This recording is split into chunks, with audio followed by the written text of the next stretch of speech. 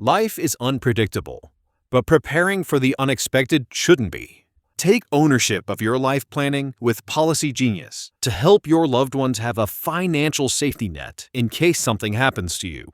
They offer life insurance policies starting at just $276 a year for $1 million in coverage. Don't wait for life to make other plans. Protect your family today. Head to PolicyGenius.com. That's PolicyGenius.com. Oh yeah, look at my life, hey now, yeah. Oh yeah, look at my life out here on the road. Oh yeah, look at my life, hey now, yeah. Oh yeah, look at my life out here on the road. Hey now! Hey now! Hi, everybody. Welcome to the Labor Day long weekend. It's a new episode of Scott Fox After 9. It is Friday, and that means it is a listener DM episode. And I've got lots and lots and lots of listener DMs on a whole wide variety of topics coming up in just a few. I'm also going to play a little bit of Premier Doug Ford because there was no episode yesterday, and I couldn't play some of the things I wanted to play from an electric news conference that the Premier did the other day. Before I get to that, let me bring in the great Anna Almeida. How you doing, Anna? I'm good. You weren't here yesterday with the podcast because you were fulfilling a childhood dream of seeing some pretty special planes. Yeah, I do love planes so much. And when I was little, Top Gun was my favorite movie. I had a lot of fighter planes as my toys, and it was really neat yesterday to be able to go and see one in person. And I had such a great experience. I'm glad you brought this up. Can I tell you a little bit about it? Yeah, please. Before we get to it, I don't want to bore anybody, but I'm going to tell you the air show is happening this weekend. Yesterday, I was at a media day preview of the air show, and not only did I get to see the planes, I was just right there with a CF-18, Anna, and I know that that's basically an ancient aircraft. I mean, we're replacing them for a reason. They are old, but still super cool to see it in person. You know what else I love too was the pilots. I got to meet some incredible Air Force pilots yesterday. And when it comes to the fighter pilots, I asked them, do you like your job? They love their job. They take their job so seriously. And even though they are underfunded, undermanned, and under-equipped, they are the underdogs in just about every way. They are still ready. On a moment's notice, if the Russians ever come over the poles, these guys are going to be airborne real quick, and they're our first line of defense. Oh, well, until the Americans get here. Yeah. And hurry up. But that makes me happy to hear how much they love their job, that they obviously take it seriously, and the fact that you were able to shake hands with them, too. You know, I think one of the things that the Americans are real great at is thanking the women and men in uniform for their service. And I really would like to get to a place in Canada where we do that, where we see someone who's in their military uniform and we thank them for their service because we owe them a debt of gratitude. And even if they're not in harm's way or in that battle theater all the time, they're still ready for it and they're trained for it. And that's something that a lot of us regular folks can't say. I want to tell you one more. I met the pilot of a Griffin helicopter yesterday. If you're going to the air show in Toronto this weekend, you'll see the Griffin. It's a big yellow helicopter, and we use that for search and rescue. So I was talking to the captain of that ship, and I asked him, do you love your job? He said, yeah, absolutely. Love my job. It's so cool. 5 years ago, he was standing on the shores of Lake Ontario watching the air show. Now he's in the air show. Oh, wow. What a full circle moment. That's so cool. Now, they're stationed out of Trenton, Ontario, big Air Force base. And I said to him, because I'm curious about this, especially when it comes to search and rescue. A lot of people think of the military as an external force that would go overseas and fight or defend us here if we ever need it. But there's all kinds of different arms to the armed forces, and some of it is search and rescue. These guys do search and rescue. And I said to him, how quickly do you guys respond? Like if you're in Trenton, in your bed, fast asleep, and the phone rings, what happens then? And he said, well, they're mandated. They need to be up and in the air and responding within 2 hours. And I thought, wow, okay. I mean, that's ambitious. It's pretty quick to drop what you're doing, get to the base, get flight ready in your flight suit, flight plan filed, the whole 9 yards, and get up in the air. I thought, okay, that's about right. He said their goal, though, is 15 minutes. While they're expected to do it within 2 hours, they aim for 15 minutes because they know that if they get that call Somebody needs them. Yeah. And they take that responsibility so seriously. Anna, I know that at times in this pod, I have been a little down on the way Canada is right now. But one thing that made me proud as hell yesterday was meeting those pilots, because they take their job seriously. It means something to them to have the maple leaf on their sleeve, and they're truly there out of service. They're there to help the Canadian people, and I admire the hell out of that. Gosh, that makes me feel very patriotic as well, just hearing all of what you just said. How it's a choice. It's something I've never wanted to do, because I would be too scared if something were to happen, and to be in the front lines. And those who are brave enough to do it, I thank you. And I'm happy you had an amazing experience overall yesterday. Yeah, it was really cool. By the way, I cut a deal, sold my soul. Okay, what's happening? Next year, I'm going up for a rip. Oh, okay. I understand. Yeah. You could have sold my soul too. I would have been happy to have you go up there too. You have no idea what I have promised away to get myself in a CF-18 next year, but hopefully all the stars aligned and everybody remembers what we agreed on yesterday. I hope you recorded it. I'm going up. So I'm really excited about that, because that really will be a bucket list thing. Anyway, my message, everyone, is when you see those proud members of the armed forces, despite how bad things in this country can seem at times, there's still women and men who are doing what they do for the right reasons, and we're the reason that they do it. And it's more than just a job to them. It's a vocation, and I am proud to know that those guys, when I'm sleeping fast in my bed without a care in the world, that they're on standby, ready to go at a moment's notice. They're told you got to respond within 2 hours. They set a goal for themselves of 15 minutes to be up in the air. That's a huge difference. That makes me feel a lot better. Also, I'm surprised they didn't recruit you. The passion in your voice, I feel like, did I just lose my co-host on morning radio? I won't be leaving to join the armed forces unless it somehow ends up being compulsory from Mark Carney. But okay. We'll see where we go.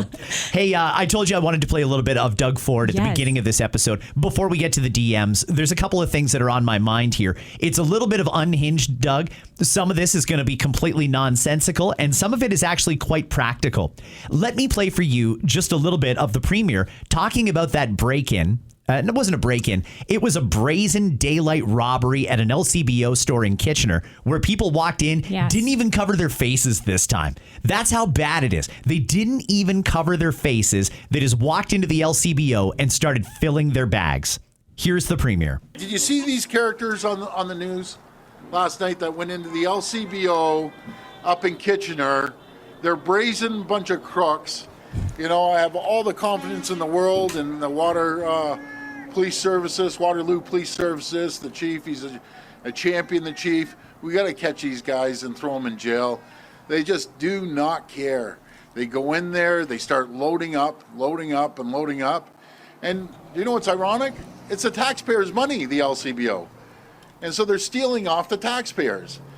But I have confidence they're going to be caught, and the judges have to keep these guys in bail. You know, I like that clip for a number of different reasons. And let me explain to you why I wanted to play that from the premier. Number one, it seems like he's shocked that someone would brazenly walk into the LCBO and rob them.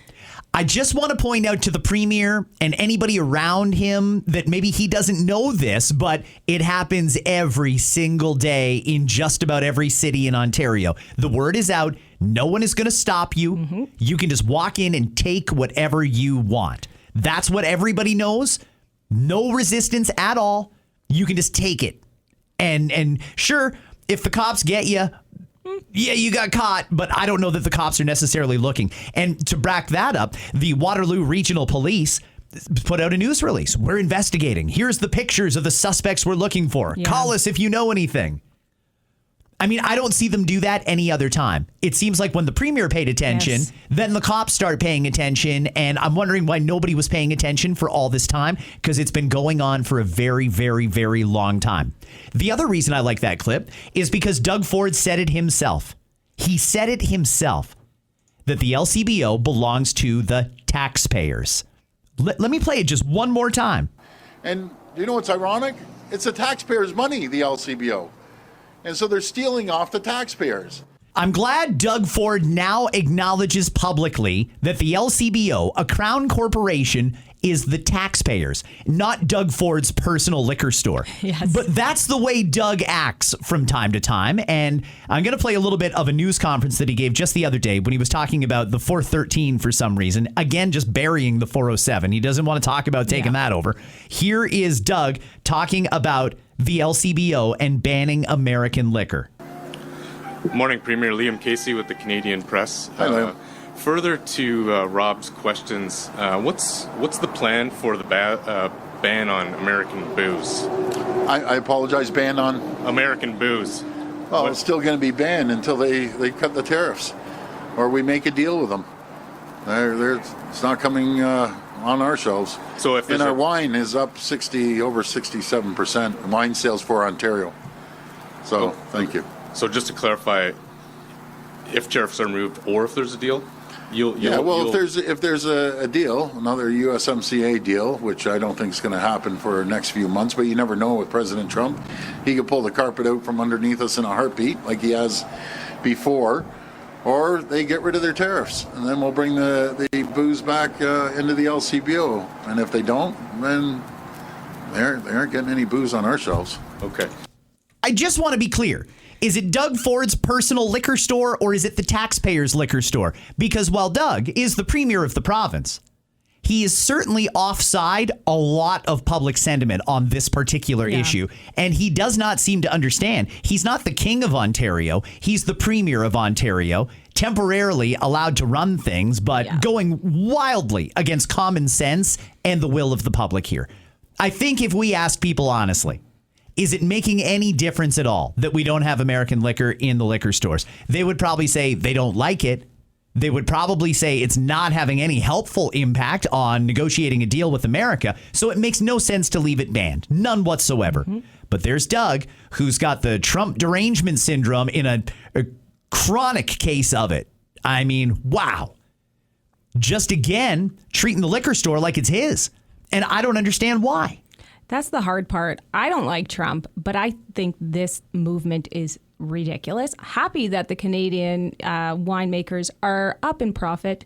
However, I'd like to see Canadian winemakers up in profit because they make a better product. That's what I would like to see, not because there's no other option. Exactly. And I think they would feel better about that too. But I don't think he has the sound mind to take our liquor off our shelves that are from California just because he's mad at the president of the United States. And that's really what it is. It's just who's going to give in first and he's not going to bend down. And so to me, it's just instead of focusing so much on taking these liquors off our shelves, focus on the criminals who are just walking in and just taking them and taking it home. Well, he likes to piss and moan about it, but he won't do anything. No. I mean, Doug, since you're the king of Ontario and apparently this is your liquor store, not the taxpayers, when are we going to do something about the theft? Because he finally acknowledged one of the thefts after it went viral. That was the only time I've heard him really comment on this, and he still offered no solution. He did say he was going to be all over Prime Minister Carney about the bail laws. I mean, okay, good. Sure, we certainly need that, and I hope that Doug makes some progress and talks some sense into the Prime Minister in that we absolutely need to have that real quick. But I mean, Doug's the one who's paying all these security guards to stand there and do nothing. And to me, I find myself being very frustrated. It's a lot of loud voices saying that they want these things to happen, but nothing ever gets done.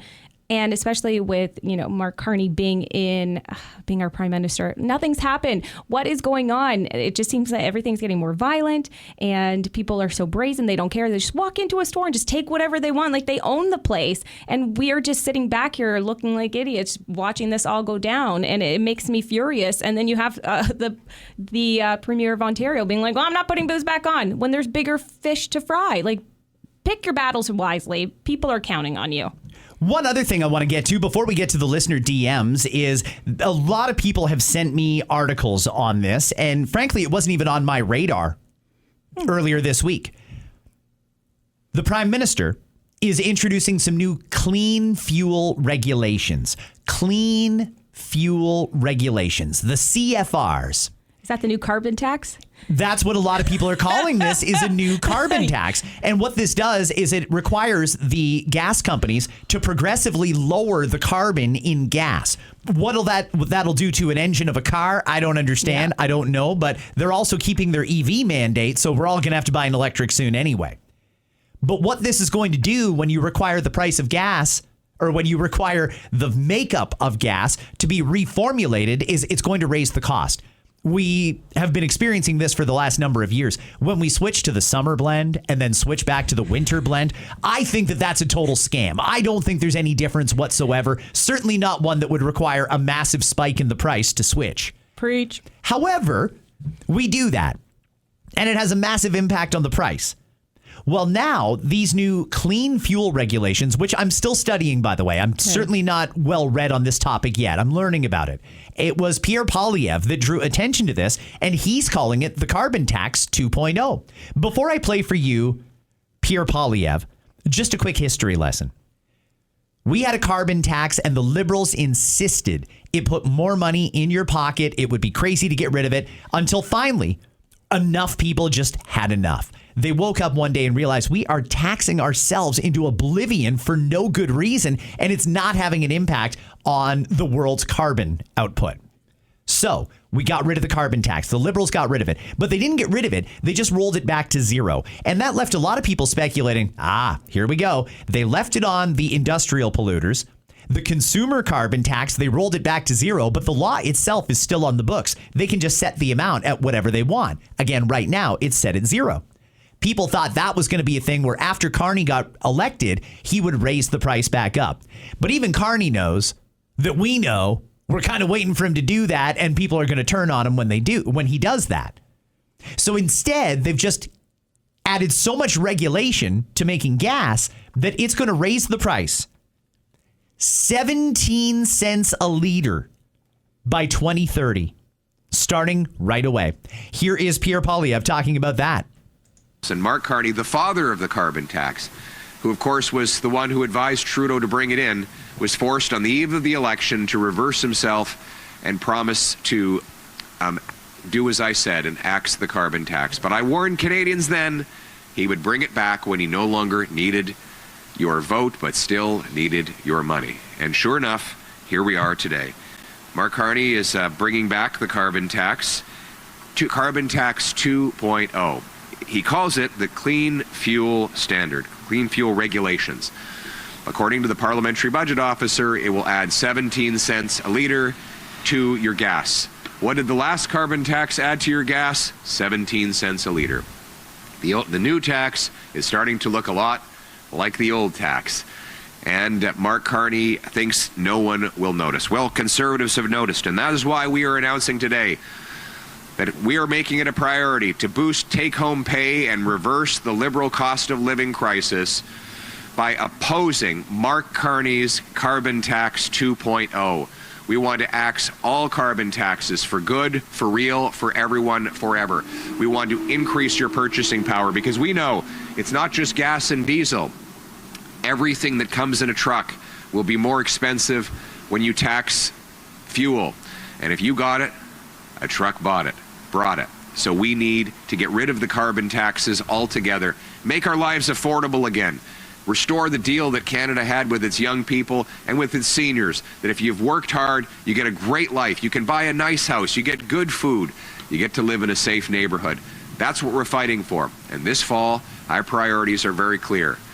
Stronger take-home pay to reverse the Liberal cost of living crisis, safer streets to reverse the Liberal crime crisis, secure borders to reverse. I think that's good. You get the point. He's kind of going into talking points there, which he's perfectly entitled to do, but I'm also perfectly entitled to not play them. Yes. So there we go.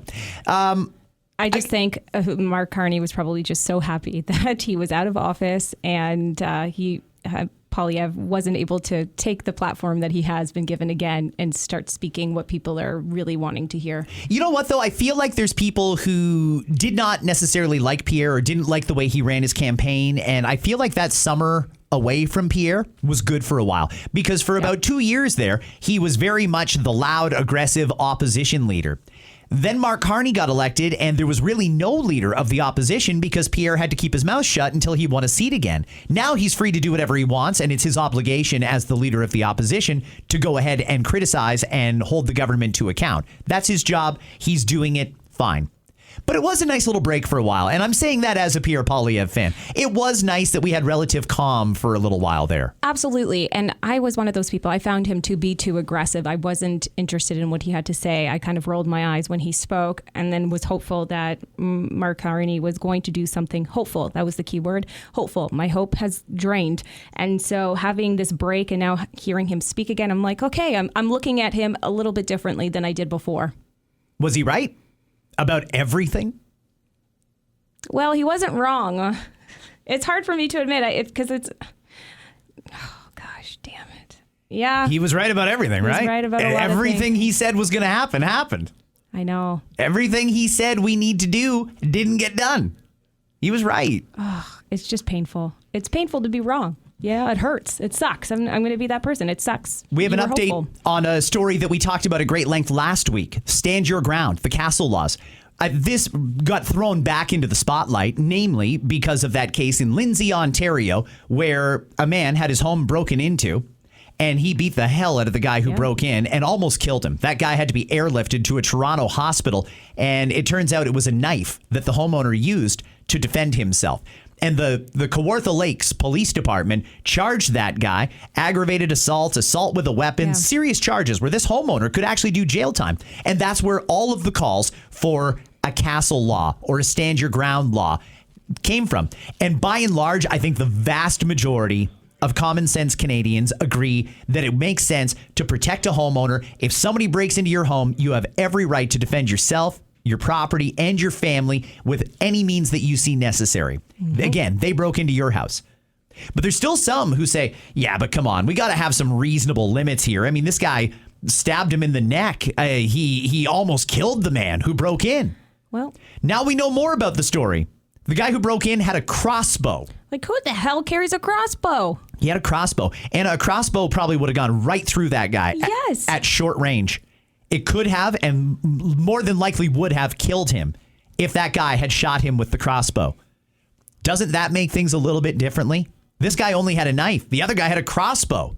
A freaking crossbow. This isn't even a movie. This is real life. And so he felt he did what he needed to do. And I'm thankful he did what he needed to do to protect him and his family. I'm calling on the Kawartha Lakes Police Department to please do the right thing and withdraw the charges against this man. Yes. And I'm also calling on the Crown Attorney. Withdraw the charges against this homeowner. It is completely preposterous that you're going to waste even a minute of the court's time on this when the guy was clearly defending himself against someone who was an aggressor that had a lethal weapon.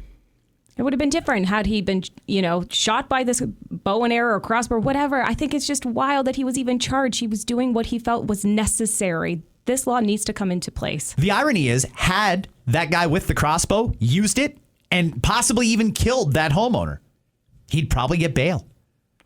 He'd probably get bail. Right. We have to release people on the least onerous conditions, and we don't have a lot of room in the jails anyway, and that's how backwards the system is at the moment. However, the new session in the legislature, Ottawa, is now just 3 weeks away, just over 2 weeks away. Hopefully some stuff can get done. We have an interesting window here of about 2 weeks where we can hope for the best and hopefully not anticipate the worst, because this is going to be a full session in Ottawa in the House of Commons.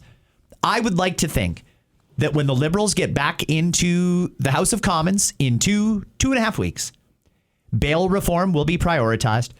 I hope they're going to announce that we're building pipelines and a whole bunch of other projects to get our LNG, our oil, our rare earth, our precious minerals, get it all out to market, and all of the things that we've agreed we need to do. I hope, and I'm going to give him 2 weeks to get his affairs in order and come out with one hell of a throne speech for Mr. Carney to come out and tell Canadians everything that we all know we have to do is getting done quickly. If we don't hear that, I feel like we're basically going to be in a revolt. Oh, yeah. It's amazing how quickly public sentiment turned. It took 9 years for people to really turn on Justin Trudeau, for him to get down to that, less than 1 in 5 people liked the guy in Canada. 9 years before public opinion polls reflected that sentiment. Mark Carney's not going to get 9 years. He's only been in for, under 200 days. Yeah.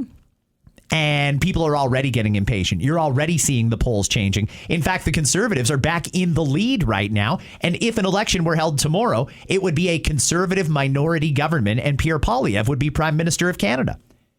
If already the public is starting to turn, it is going to get ugly unless the Prime Minister prioritizes what we all agree needs to be done. He's got to get the bail reform laws in. He's got to clean up the immigration system quick, and he's got to get the finances in order. Today, the new GDP numbers come out. I haven't seen them yet. They're probably being released as we speak.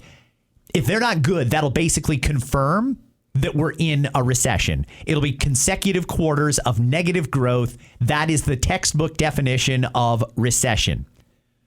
And then we're going to get a budget in about 3 weeks. Hopefully, it should come out right away. When the budget comes out and it says we're in and around $100 billion in deficit with a debt that is astronomical, I don't think Canadians have much patience for it. So the Prime Minister is going to get a little bit of goodwill from me for the next 2 weeks. Get a deal done with America, prioritize bail reform, immigration reform, get building, get houses going, do all the things that you said you would do. If he doesn't come out with those things, I think he is even going to be shocked at how quickly the public turns on him. And can I just ask you on that note with how the deficit and how much we owe, what is your take on him then continuously supporting the war in Ukraine and giving money to Ukraine when we need the help here at home? Well, that's just it. I mean, we need the money here more. I'm not saying Ukraine's not a good cause. It's just you have to take care of yourself at home first. I used an example, maybe it was earlier this week. If someone comes and knocks on my door, even if it's from a cause that I love, sick kids hospital. Hey, we're raising money for sick kids. We're asking for a $20 a month donation. I'd love to do that. But it's not fair to my family if I commit our funds to sick kids when we need the money at home. Mm-hmm. And you have to take care of home first. Anna, there's a lot of problems in this country, and it's not insurmountable. We can fix a lot of it. In fact, a really great deal with the Americans would completely change the trajectory that Canada is on. But Carney's actually got to want to do it. And I think right now he really enjoys the fact that people are angry at Donald Trump, not at him. Doug Ford loves that people are angry at Donald Trump and not him. But even Ford's starting to see people turn on him. Yeah. You know, you can look at any number of different accounts, even conservative-leaning accounts that post video of Doug Ford, and there is not a single person in the comments that has anything nice to say. So something's got to change here because these politicians are running out of runway, and people, I think, want results. Kids are going back to school next week. Did we fix the air conditioning problem? Right. Do we have teachers that are well-versed on the new curriculum that we're going to be teaching? Do we have schools that are bursting at the seams and constant change?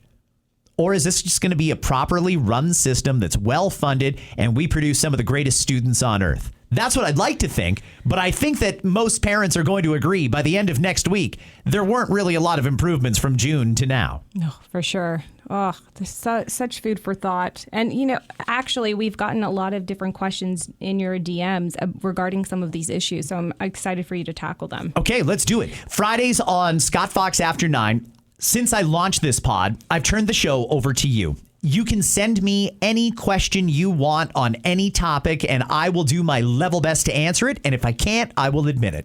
Okay, well, first up, we have Daria. So, hi, Scott. I just happened to make an observation at our local Cobb's Bread. They usually give away whatever they don't sell at closing time. They do? Yeah. So, I didn't know Cobb's did that. That's great. I love Cobb's. Oh, so they went on to say that usually there was one car waiting to pick up the unsold product, likely a charity and a church.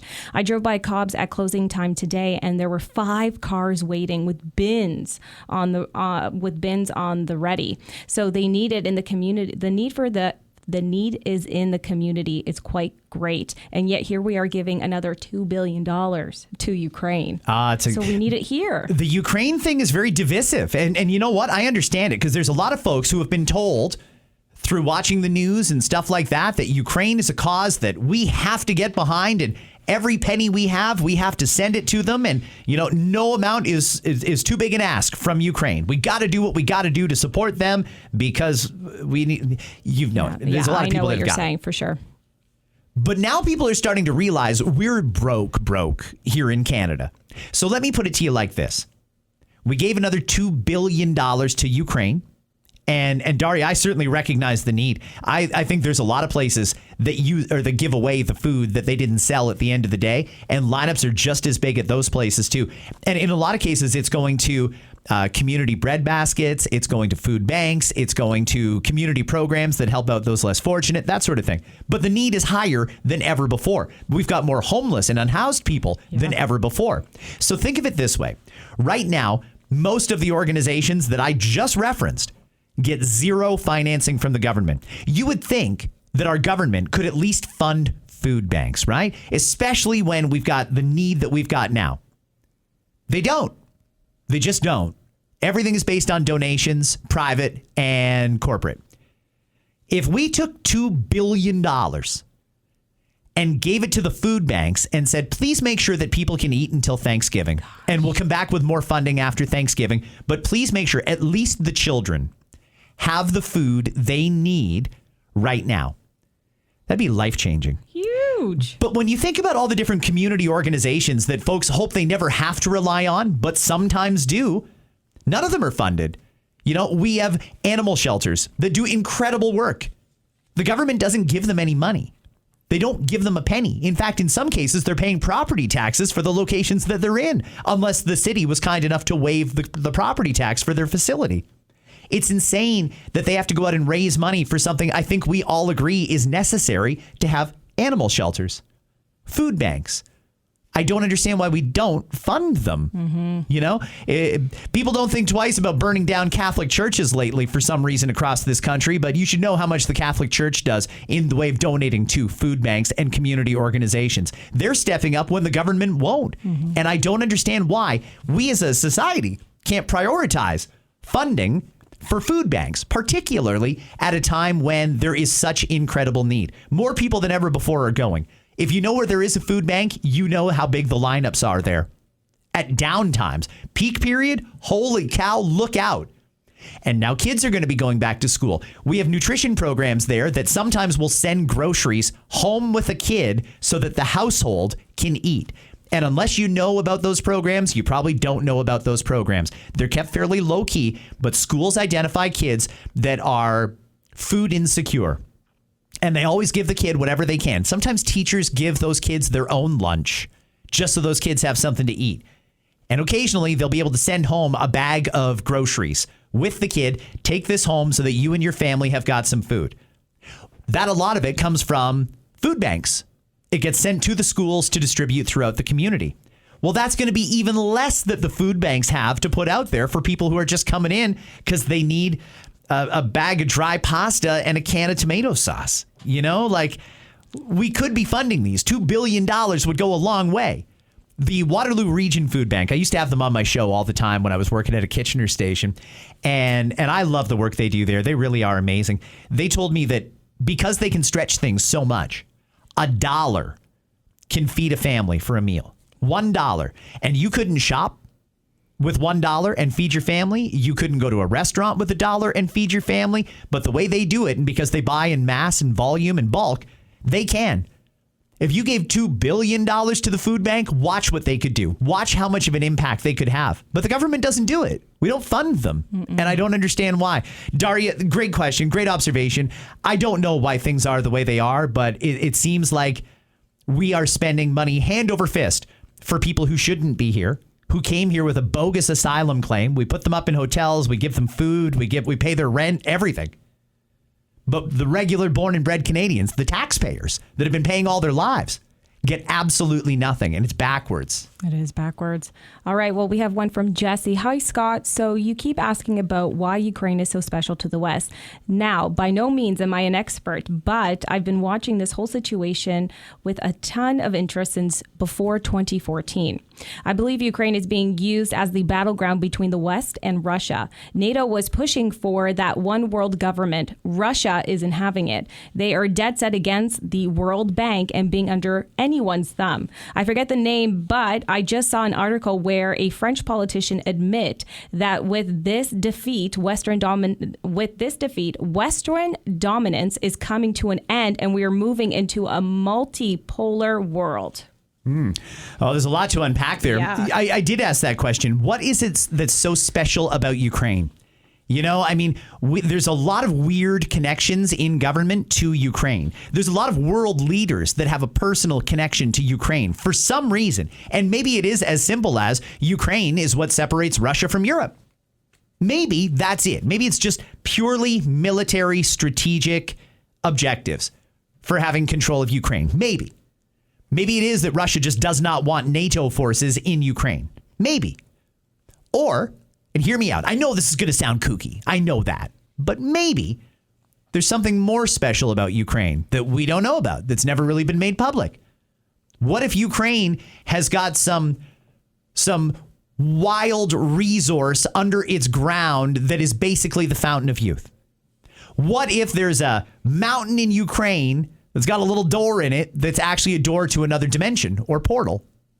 What if Ukraine is where there are ancient burial sites from aliens? I've read every theory under the sun, and I'm not landing on any of them. But I do find it very, very fascinating, the fascination with Ukraine, and why so much money is being donated to this, and why so many of the governments that are run by left-leaning governments want to have troops on the ground there. That's not just because they want their military to have something to do. They're protecting something, and I'd really like to know what specifically they're protecting. Ooh, I haven't looked at it like that. Oh, that was great food for thought. Thanks, Jesse, for that one. Hey, you know what? It might not be anything. I mean, it could just be internet lore. It could be. Like, I don't know. I don't know what it is about Ukraine, but there's a weird fascination, and governments just seem to be, our people be damned, we have to protect them. Okay. And there's something about Ukraine. I don't know what it is, but there's something. Stephen, Scott, I'm disappointed in our government using people's money for stuff a majority of us would not agree with. You hit the nail on the head with the flight analogy. Why on earth are we trying to take care of others when we can't even take care of our own people? Record numbers at food banks, like you mentioned, a housing crisis that isn't getting solved anytime soon, crime going through the roof, etc. Our government doesn't give a beep about young people like me, and I'm so fed up. I might just start applying for jobs in America if I'm being completely honest.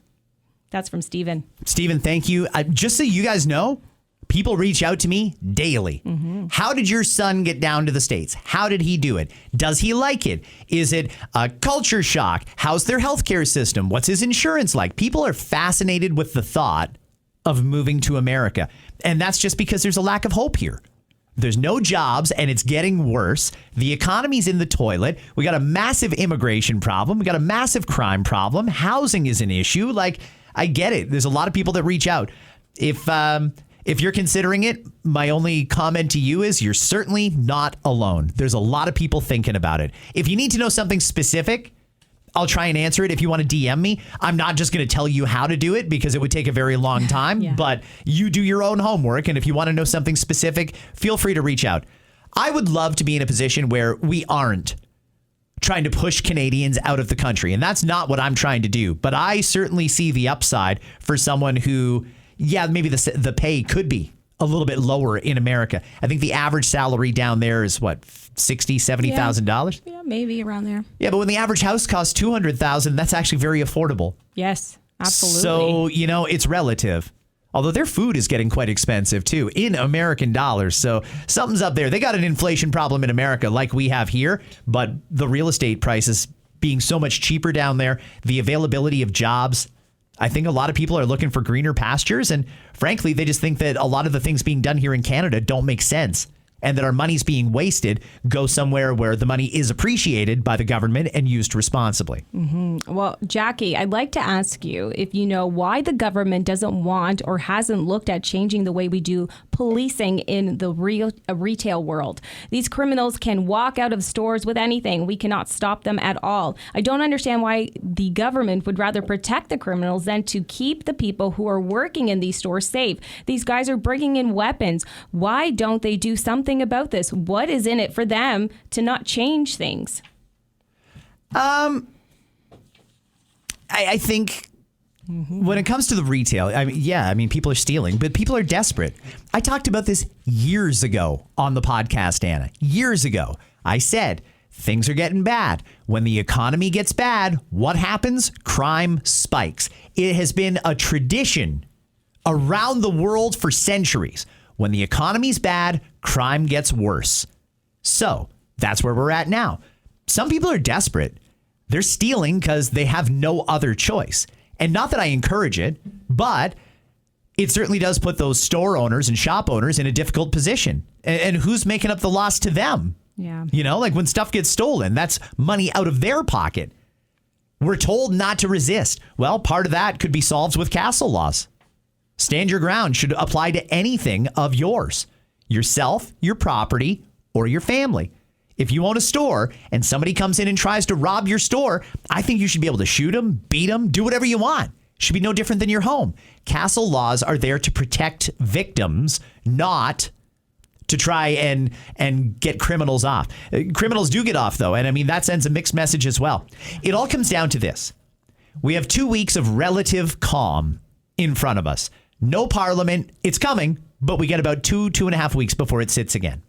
I'm going to enjoy the calm for a couple of weeks, and I'm going to hope that the next 2.5 weeks are very busy in Ottawa, in the Prime Minister's office, and he's drafting legislation to reform the bail laws and send a message to criminals that your free reign is over.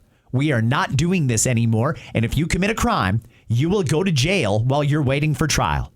That's all there is to it. If we did that, that would have a major impact. If we had castle laws, that would have a bit of an impact on criminals, but certainly a lot of reassurance and peace of mind for regular Canadians that have had enough. I assume Jackie knows of or runs a store that got robbed. I hate to hear that, but I don't know that the police are necessarily paying attention. Yeah. Our laws certainly are not going to prosecute the people who did it, not the way we would like to see it done. You can't take things into your own hands or you'll get charged. Like, you kind of just have to sit back and let it happen. And that's atrocious. It's terrible. Yeah. Anthony, speaking of sitting back, wanted to touch on the LCBO robberies and a possible solution involving using paid duty officers instead of private useless security. So I work in the municipality construction sector, and we used to pay duty officers quite regularly. However, I don't know why, because they hardly get out of the vehicles and enforce anything. Would better use of paid duty officer be placed in the LCBO locations as more of a deterrent for criminals who might think twice if they see a uniform officer with more authority than the run-of-the-mill security? Yeah, I mean, I think you would be less likely to want to rob a liquor store if there was a cop in uniform in the store. I think that's a perfectly reasonable assumption. The problem is, paid duty is a nice little perk, a nice little bonus for police officers. You can be just a regular first day constable and make a lot of money doing paid duties. Now, he talked about construction, how some of them don't even get out of the car, but they're paid to be there. They got to be there on the side of the road in case they're needed. Construction companies pay a lot of money to cops to do paid duties. Private security gigs will hire paid duty cops. Yeah. Could we, the people, employ an army of paid duty cops to guard every LCBO? I don't know that that's practical or affordable. I mean, it's way, way, way more than these private security companies we're hiring, but maybe it's better value. How much money are we losing at the LCBO to theft? Let's add it up. Let's do the dollars and cents. We also need more police officers because with the sheer amount of shifts that would need to be covered at LCBO stores, I don't think we've got enough cops willing to do paid duty that would cover it. I just don't think it's realistic. It's an interesting idea. Yes, I think it would be a deterrent. I think it'll be very expensive, and I don't know that we have enough cops to do it. How about that? Perfect. Otherwise, a great suggestion. Mark, just a quick comment about stand your ground talk on today's pod. People say use necessary, but not in an excessive force when dealing with somebody that breaks into your house. I have a friend who is a police officer, Waterloo, and he was dealing with somebody that was on drugs, and he literally tased him twice, wrestled with him, and gave him everything he had, and the person still stood up and wanted more. You have no clue what these people are on when they break into your house or what they're willing to do to get away. My rule of thumb is make sure when you put them down that they don't get back up. Well, I mean, there's somebody saying really, really smart things. For anyone who couldn't understand what that means, Here's what it means. We want castle laws. We want to follow the castle doctrine. We need a castle law or a stand your ground law. If somebody breaks into your home, you have every right to use any force you think is necessary to protect your home, your family, and your property. Full stop. What this guy is saying is, forget these people that think you should only use reasonable force. That's the way the law reads now. And that's part of the reason that guy in Lindsay got charged. The police felt it wasn't reasonable to stab him in the throat. Okay, all right. They can make that argument if they want, although now we know the guy had a crossbow, and I have no problem. If he had killed him, I wouldn't have had a problem with that because the guy had a damn crossbow and broke into his house at 3 o'clock in the morning. The cops want you to use reasonable force, and that also means you have to stop applying that force when the threat is neutralized. If they're walking away, you can't attack them because they're not a threat when they're walking away. That's sort of nonsense, right? It's just bogus. But what this person is suggesting is, particularly when someone's on illicit drugs, certain drugs basically make people impervious to what you might use against them. I've seen it firsthand. Cops firing tasers at people, and they just get right back up. They pull out the barbs and keep coming. That's part of the reason some of these conflicts escalate into lethal conflicts is because when people are on those drugs, and I'm not even sure which drugs it is, but there are certain ones where they're basically invincible.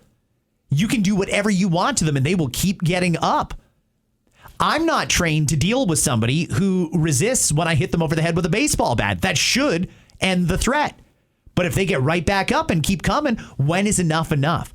The average person shouldn't be expected to know what reasonable force is, and nor should you ever be comfortable until the actual police arrive and that person's in handcuffs that the threat is neutralized. Because if they're on something, you don't know what they're capable of.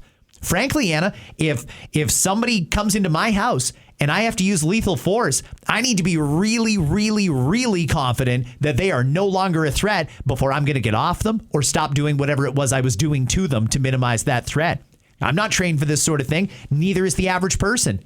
And if there's drugs out there that basically make people invincible, then why would you stop? You stay on them until the cops are there and the cuffs are on them. I think we need castle laws so that homeowners can be reassured. Go ahead and defend yourself. We got your back because you don't know how serious that threat is or what they're on. That is one hell of a great comment. Yeah, and Ian, very much similar to that. Reasonable force. I agree that in the moment, adrenaline flowing, it would be very difficult to determine reasonable force. And who decided what is reasonable after the fact? The police led by example. If they needed 3+ officers to subdue a suspect, how am I on my own supposed to subdue and hold an intruder until police arrive? I will have to use whatever I can to protect my family and property. That's well said. Ian. Yeah, I don't think I can add anything more than I already have when it comes to castle law and the castle doctrine. That is just the way it is. We aren't trained for this. We have got to be able to respond to a threat and not have to worry, boy, am I going to get arrested for this? If you get somebody on the ground, you beat the hell out of them. If they came into your home at 3 o'clock in the morning, you beat them until they are begging you to stop. And until the police show up and put handcuffs on them. Full stop. Don't let up because you don't know what they've got, what they're capable of. You don't know if they've got a concealed weapon. You don't know anything other than your family's in danger, and you don't let up until you are assured that that person is out of your life. And if a cop charges you for that, shame on them. And shame on the politicians who didn't change the law. I don't mean shame on the cops, although I do mean it for the Kawartha Lakes cops, because those people are just, I don't know what they're thinking. It must just, maybe they're just desperate to be in the news or something. It's not positive, though. Oh, gosh. Well, we're going to switch gears to a different thing that was making a lot of people talk.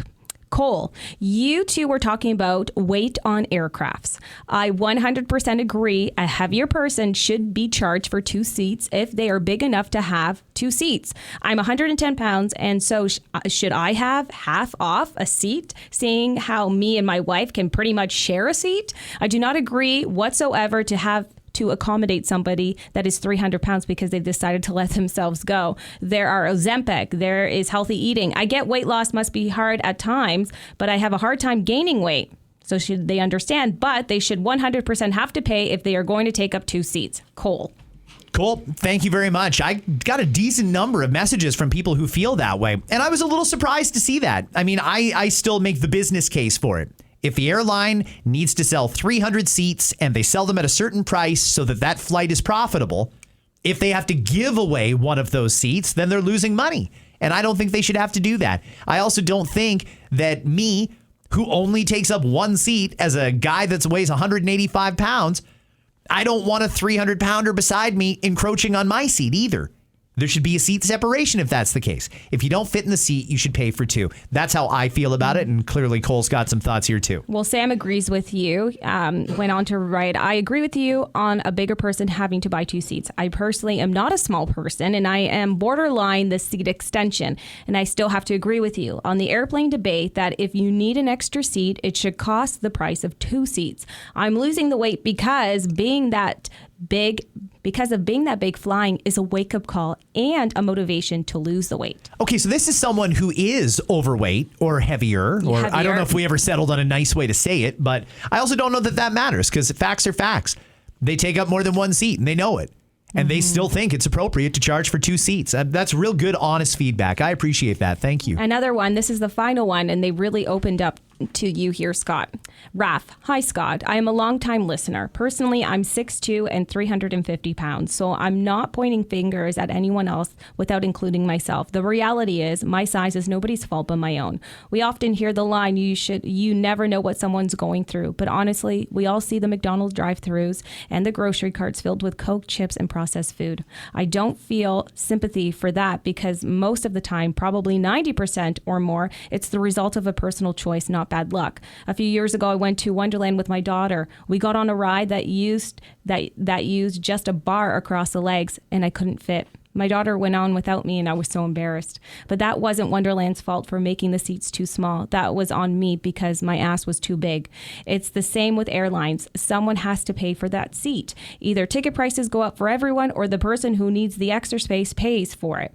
Nothing in this world is free, and at the end of the day, responsibility has to lie with the individual. This culture of blaming others and leaning into a victim mindset is exhausting. We'll be better off if people started owning their choices and dealing with the consequences, myself included. Thanks for giving me the chance to say it. Wow. I mean, that's powerful, isn't it? Yeah. Holy cow. Nice. I love that message a lot. Mm-hmm. Personal responsibility is something that I think some generations still have it, but I think there's others who have been told that you don't need to be responsible for your choices and your actions and things like that. And I don't know that that helps society, really, to be honest with you. Well said, Raf. That was a great message. And hopefully nobody who is in that situation, because I know that there are people who think this is discrimination. People who truly can't control their weight, and it's not fair that they should have to buy two seats when everybody else buys one. I'd love to know how that plays for them, like what they think of that, because I'm sympathetic to it. Mm-hmm. I understand the argument. I disagree with it, but I'm sympathetic to the argument. And maybe there's not a quick fix. You know, everybody's on a budget right now. Money's tight. And if you've got to fly up to, Winnipeg for a family wedding, you don't really have many choices. You're going to Winnipeg, you got to fly, or you're going to drive for more than 24 hours. Yeah. And if you are going to get charged extra for that, that sucks. If you plain can't fit, that sucks. But I don't know that we need to change everything to accommodate that particular situation. You know what I mean? Oh, I do. Yeah. I felt the vulnerability with Raf, even opening up about the Canada's Wonderland and just what they go through. So I appreciate it. And it was definitely an eye-opening conversation that we had. Great. Is that the last DM? That was. I wanted to leave it on a powerful note. That was certainly powerful. Yeah. What are you doing this weekend, Anna? Well, today, it's Friday. I'm going to head over to the CNE tonight and take in the rides, have the food, and I'm going to be opening for... I'm not opening. Oh my gosh, I'm not the performer. I'm going to be welcoming Mariana's Trench on stage, so that's going to be a lot of fun. And then the rest of the weekend's just going to be laying low. And I'm excited about that. I need to get some cleaning done that I've been neglecting. So that's my weekend of choice. Very good. Yeah. Very good. Yeah. How about yourself? I got a busy one. My sister, who I love to bits but don't see very often because she lives and works in Ottawa, she's coming down for one day only. So I have cleared my schedule to spend some time with my dear sister tomorrow. Nice. And then on Sunday, we're moving the little guy into his dorm. So... busy weekend. How are you feeling about that? It's his second year in the dorm, and we're okay with it. I'll tell you, it's not for everybody. But parents, if you are able to, if you have the means to do it, to put your kid in a private school, and that means You don't go to the corner elementary school. You don't go to the corner high school. You make a choice to put them in a school that you have to pay for. If you can do it, what a life-changing experience it is for those kids. The quality of the education, the accountability by the staff and the teachers and the administration. It is just an unparalleled experience. We could have that for everybody here in Ontario, Anna. And in fact, I think we're taking a step closer to it. Premier Ford the other day was talking about, or musing about, it's time to do something about school board trustees. I wholeheartedly agree with him because I think it's time to get rid of that layer of government and save a ton of money if we got rid of those school board trustees. But I'd like to see him take it a step further and create a voucher system here in Ontario. When John Tory, before he became mayor of Toronto, he was leader of the Conservative Party and he was running for the position of premier. And he was going to put us on a voucher system in Ontario. Now, ultimately, he lost that election and we didn't get the voucher system, but it's not to say that it's not worth talking about. For those who don't know, this is the voucher system and why I think it would be good in Ontario. Every kid, when they're born, is entitled to, say, 16 vouchers. One for every year of education. You get your JK, you get your kindergarten, you get right up to, even if we brought back OAC, you'd have a voucher for that. And parents pay for their kids' school with that voucher. And if you decide you want your kid to go to the corner elementary school, you hand them the voucher and the kid is going to go there. If you decide you want your kid to go to a private school, well, then that is the school they will go to. And there may even be a little bit of difference there where you got to kick in some cash to make up the difference. The voucher is only worth so much, but it's certainly good enough to get them a public or Catholic school education for nothing. Let parents choose where to send their schools. We all know there's some schools that are better and some schools that are not as good. And not every school is a school that you would necessarily want to put your kid in. And that's just reality. And what that does is it creates a level of accountability for parents and for the students, because those schools need to maintain a certain number of students. They need to get a certain number of vouchers in or they can't afford to operate anymore. And if that school wants to stay viable, they're going to improve their academics. They're going to offer more quality athletics. They're going to be more accountable and responsive to parents. Basically, everybody would get a private school experience because those schools have to compete for you. This whole, you got to go to the school that's closest to where you live isn't working for a lot of people. And we have an opportunity to make it better and one that parents can truly be part of the process in, but in a responsible way. I seriously think we should consider moving to the voucher system, and I don't know exactly where Premier Ford is going with getting rid of the trustees, but if that is part of the eventual plan, a voucher system, then I'm all for it. And once that's off the ground, then throw on 2 or 4 more vouchers so that it also includes post-secondary. Because frankly, the cost of post-secondary is it's massive. Yeah. And if every job is going to require a university degree or a college diploma, then I don't understand why it's optional as far as education is concerned. Either change the requirements so that not every job can require a degree, or you've got to make the education component to get a degree free. You know what I mean? Great. I didn't know about this system that was proposed. I think that's a fantastic way to look at things and to approach things. Well, I mean, right now, just for living in a community, you're paying for education. Yeah. Even if you don't have a kid in school, we all pay into it.